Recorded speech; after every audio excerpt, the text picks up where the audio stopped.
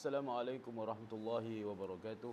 Bismillahirrahmanirrahim. Alhamdulillahirabbil alamin.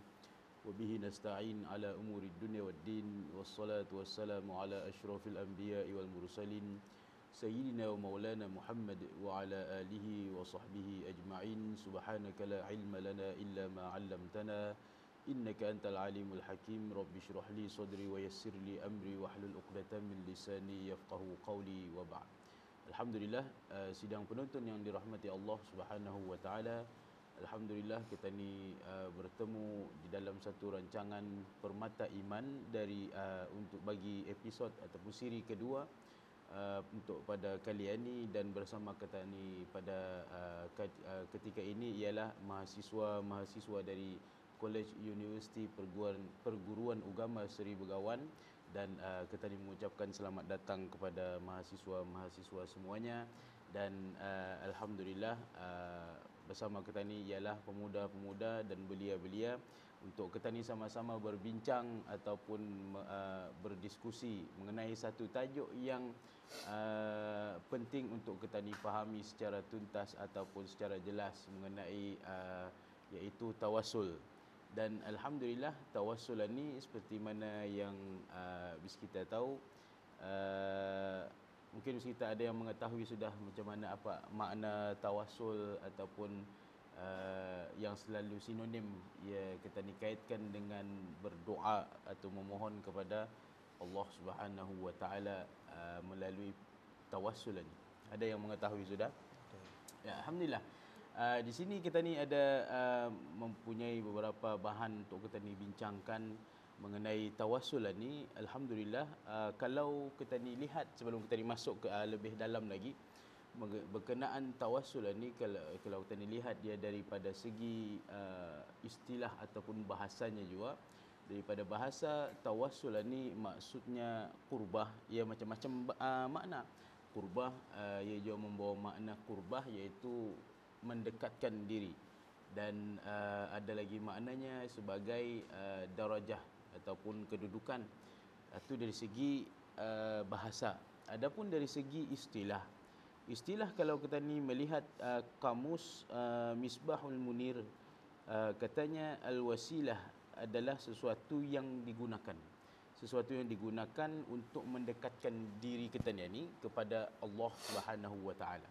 Sebab tu tawassul ni selalu digunakan ketika kita ni berdoa, ketika kita ni memohon kepada Allah Subhanahu wa taala untuk sesuatu permohonan, lalu kita ni gunakan apa yang namakannya wasilah ni, itu perantaraan, iaitu sesuatu yang mendekatkan lagi kita ni kepada Allah Subhanahu wa taala ataupun kepada permintaan kita ni, kemakbulan permintaan kita ni tadi itu. Suatu dalam kamus Misbahul Munir katanya ialah sesuatu yang kita ni gunakan untuk mendekatkan diri kepada Allah Subhanahu wa taala, ataupun sebagai contohnya seseorang yang bertawassul kepada Tuhannya melalui wasilah ataupun medium. Boleh kita ni ertikan juga sebagai medium wasilah ni, tawassul, iaitu taqarrub dengan amal ibadahnya. Secara khususnya dengan amal ibadahnya bertaqarrub kepada Allah Subhanahu wa taala, ataupun ia bertawassul menghampirkan dirinya kepada Allah Subhanahu wa taala dengan perantaraan ibadahnya. Itu secara umumnya. Adapun di dalam satu kitab namanya Al-Ajwibah Al-Ghaliyah fi Aqidah Firqah An-Najiyah, katanya tawassul adalah memohon kepada Allah Subhanahu wa taala melalui perantaraan orang-orang yang dicintai oleh Allah Subhanahu wa taala. Maksudnya kita ni memohon kepada Allah Subhanahu wa taala melalui perantaraan seseorang. Jadi seseorang ni mestilah orang yang mempunyai darajat. Satu asal makna tawassul tadi itu darajat. Seseorang yang mempunyai darajat ataupun kedudukan yang tinggi di sisi Allah Subhanahu wa taala, seperti itu sahaja nabi-nabi dan wali-wali Allah Subhanahu wa taala, yakni orang-orang yang soleh, yang mana disebabkan diorang anita, disebabkan perantaraan ini, mereka ini adalah orang-orang yang telah diridai oleh Allah Subhanahu wa taala, dan telah diberi darjat yang tinggi di sisi Allah Subhanahu wa taala. Namun persoalan yang penting kita ni memperkatakan tawasul itu boleh, macam mana cara tawasul, apakah sandaran? Atau ini yang penting di mana dalil ataupun nas yang syarak yang memerintahkan ataupun yang mengharuskan kita ni bertawasul. Ini sering menjadi satu polemik, satu perbahasan di antara umat Islam juga sendiri. Di kalangan umat Islam, bolehkah anda bertawasul katanya? Adakah dibolehkan kita ni memohon kepada Allah Subhanahu wa taala melalui perantaraan? Namun bila kita ni lihat di sini, sandaran bertawasul kepada Allah Subhanahu wa taala itu adalah firman Allah Subhanahu wa taala itu sendiri. Allah Subhanahu wa taala pernah berfirman, ya ayyuhallazina amanu taqullaha wabtaghu ilaihil wasilah wajahidu fi sabilihi la'allakum tuflihun. Yang maksudnya, hai orang-orang yang beriman, bertakwalah kamu kepada Allah dan carilah jalan, wabtaghu ilaihil wasilah, carilah jalan. Bertakwalah kamu kepada Allah, takut kepada Allah, beramal soleh dan carilah jalan, wabtaghu ilaihil wasilah. Tawassul itu asal perkataannya wasilah.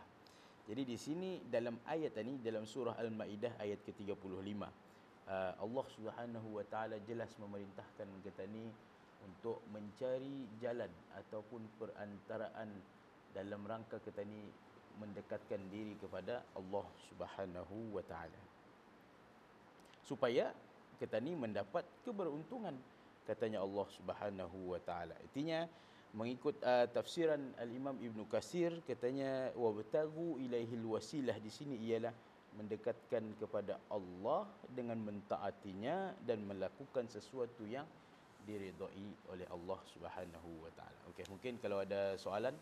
Saya ada soalan Ustaz. Tadi Ustaz sudah menerangkan mengenai pengertian tawasul, bahkan jadi sekarang saya ingin tahu apakah bentuk-bentuk tawasul itu. Nah, alhamdulillah, sahabat-sahabat Ustaz dan penonton yang dirahmati Allah Subhanahu wa taala, berkenaan tentang bentuk-bentuk tawasul. Tadi sudah bincangkan tentang macam mana tawasul, apa makna tawasul, apakah sandaran bertawasul, apakah bentuk-bentuk bertawasul. Sebenarnya bentuk-bentuk bertawasul ni ada berbagai, dan boleh kita ni klasifikasikan pada dua kaedah ataupun dua bentuk bertawasul.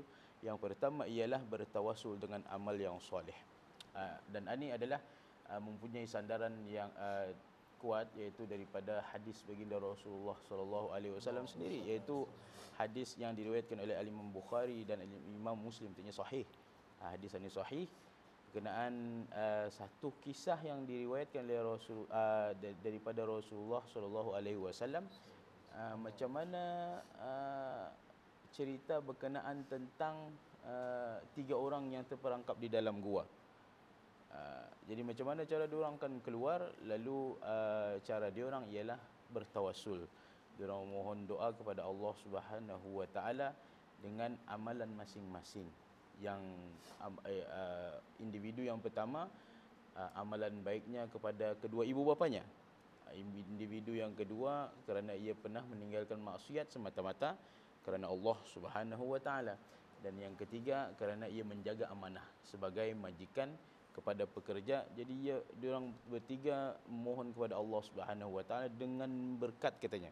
Katanya, kalaulah amalanku ketika itu keranamu, maka gerakkanlah batuan ni, katanya. Lalu batu itu pun terbuka sedikit demi sedikit. 3 orang akhirnya diorang pun dapat keluar daripada gua. Ini adalah dalil amalan yang mensyariatkan kita ni boleh bertawasul dengan amal soleh. Dan yang kedua, bertawasul dengan orang-orang yang mempunyai kedudukan yang tinggi di sisi Allah Subhanahu wa taala. Sudah kita ni jelaskan tadi macam mana bolehkah kita ni bertawasul dengan orang-orang yang mempunyai darajat di sisi Allah Subhanahu wa taala. Terdapat satu kisah dan hadis diriwayatkan daripada Rasulullah sallallahu alaihi wasallam sendiri juga, berkenaan Rasulullah satu ketika pernah berdoa memohon keampunan untuk ibu selepas ibu baginda, iaitu Fatimah binti As'ad. Katanya, ya Allah, kata Rasulullah sallallahu alaihi wasallam, ya Allah, dengan hakku, katanya, dengan hak aku, dengan darajatku, dengan kebenaranku, kata Rasulullah, dan hak para nabi-nabi sebelum aku. Maka ampunkanlah dosa ibu selepas ibuku ni, katanya. Okey. Ini terdapat dalam hadis Rasulullah sallallahu alaihi wasallam, bermakna ia menjadi sandaran boleh dua keadaan kita ni bertawassul melalui dengan amal soleh, dan yang kedua ialah dengan darajat orang yang mempunyai darajat di sisi Allah Subhanahu wa taala. Mungkin ada soalan terakhir? Ya, Ustaz. Ya. Ustaz, apakah kita ni boleh bertawassul dengan orang yang sudah meninggal dunia ataupun dengan orang yang sudah mati? Ya, alhamdulillah. Secara ringkasnya, bolehkah kita ni bertawassul dengan orang yang sudah meninggal dunia? Dalam hadis tadi yang baru kita ni jelaskan tadi, Rasulullah sallallahu alaihi wasallam bertawassul dengan keadaan dirinya, itu kedudukannya di sisi Allah Subhanahu wa taala untuk memohon ampun Fatimah binti As'ad ini. Hadis itu ia bersambung dengan berkat aku bihaqi, dan hak nabi-nabi yang sebelum aku, kata Rasulullah sallallahu alaihi wasallam. Dan tentu saja nabi-nabi yang sebelum Rasulullah sallallahu alaihi wasallam sudah meninggal dunia, sudah wafat. Bermakna ini adalah sandaran yang kuat. Dan satu jelas, boleh kita ni bertawassul ataupun berdoa, memohon perantaraan, memohon kepada Allah Subhanahu wa taala, memohon melalui perantaraan sama ada amal soleh orang yang telah masih hidup ataupun orang yang telah meninggal dunia. Alhamdulillah, harapnya semua faham. Dan sebagai kesimpulan berkenaan tentang kaedah ataupun kaifiat bertawassul, Rasulullah sallallahu alaihi wasallam pernah mengajarkan kepada seorang yang buta. Seorang yang buta ni katanya, wahai Rasulullah, doakan aku sembuh penglihatanku. Tapi Rasulullah indah mendoakan terus. Tapi Rasulullah mengajarkan satu doa. Mintalah kepada Allah Subhanahu wa taala dengan doa ni, katanya. Doa tu, Allahumma inni as'aluka wa atawajjahu ilaika binabiyyikal amin nabiyir rahmah an taqdi hajati. Itu. Artinya, ya Allah, aku memohon kepadamu dengan berkat Nabi yang mulia yang membawa kerahmatan untuk menyampaikan hajatku ni. Artinya itu di antara kaedah ataupun kaifiat kita ni memohon kepada Allah Subhanahu wa taala. Di samping kalau kita ni susun dengan lebih tersusun lagi kaedah yang propernya kita ni atas, mula-mula kita ni sedekahkan Fatihah ataupun hadiahkan Fatihah dahulu kepada orang yang kita ni jadikan perantaraan. Contoh Rasulullah sallallahu alaihi wasallam, Al-Fatihah ila hadratin Nabi contohnya. Al-Fatihah kepada Rasulullah, kemudian kita ni berdoa kepada Allah Subhanahu wa taala, minta hajat, kemudian kita baca doa tadi itu yang diajarkan sendiri oleh Rasulullah sallallahu alaihi wasallam. Allahumma inni as'aluka wa atawajjahu ilaika binabiyikal amin. Itu kalau kita ni bertawassul dengan Rasulullah sallallahu alaihi wasallam. Ataupun kalau kita ni bertawassul dengan amal soleh, contohnya, ya Allah, aku mohon kepadamu dengan berkat amal solehku ni, katanya, ataupun amal aku pernah baca Quran satu juz sekali jalan, kalau benar-benar dengan kerana Allah Subhanahu wa taala, maka kabulkanlah permintaan. Itu di antara kaifiat kita ni bertawassul. Dan alhamdulillah, rasanya jelaslah macam mana dalil ataupun sandaran kita ni bertawassul, berdoa, menjadikan dengan satu perantaraan untuk mendekatkan diri kita ni kepada Allah Subhanahu wa taala. Wallahu taala alam. Mudah-mudahan ada manfaatnya untuk kita ni semua. Untuk itu kita ni akan bertemu pada siri yang akan datang. Aqulu qauli hadza wa astaghfirullahal azim li wa lakum. Subhanakallahumma wa bihamdika asyhadu an la ilaha illa anta astaghfiruka wa atubu ilaik. Wa sallallahu ala sayyidina Muhammad wa ala alihi wa sahbihi wasallam. Walhamdulillahi rabbil alamin. Assalamualaikum warahmatullahi wabarakatuh. Waalaikumsalam warahmatullahi wabarakatuh.